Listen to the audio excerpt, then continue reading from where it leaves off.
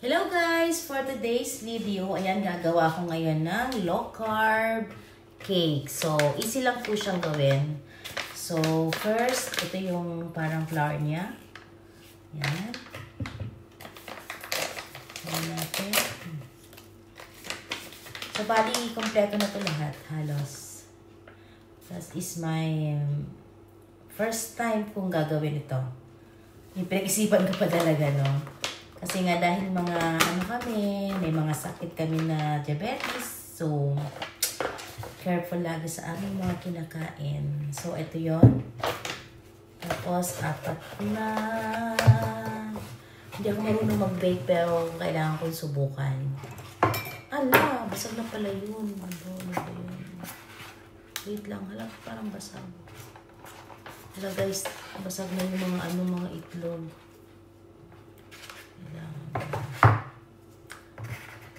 So, ayan.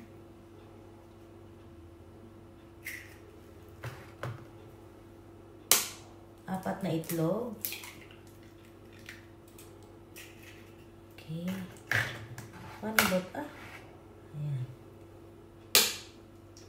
So, hindi tayo expert dito, pero mix-mix lang to. Kaya medyo, paano kaya to? Dumikit kasi yung ano dito sa ano.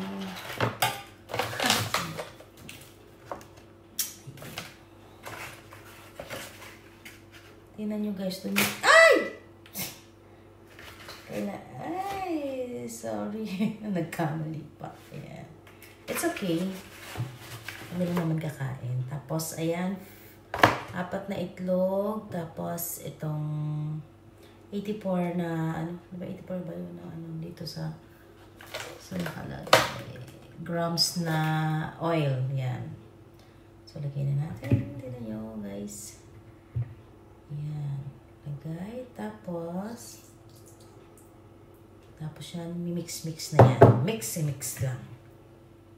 Ayan. Mix ko lang siya. Tapos, eto na. Madali lang siyang gawin. Ayan.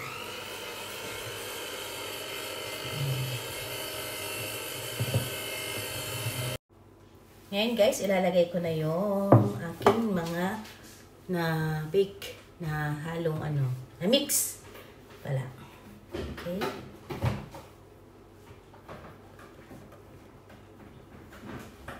Ayan. So, feeling ko masarap ito.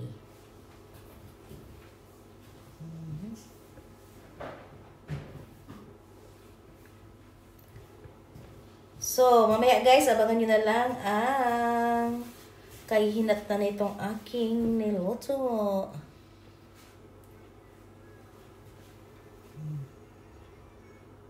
So, ayan guys, ilagay na natin sa ating mini oven ang ating nilutuin. So, ayan.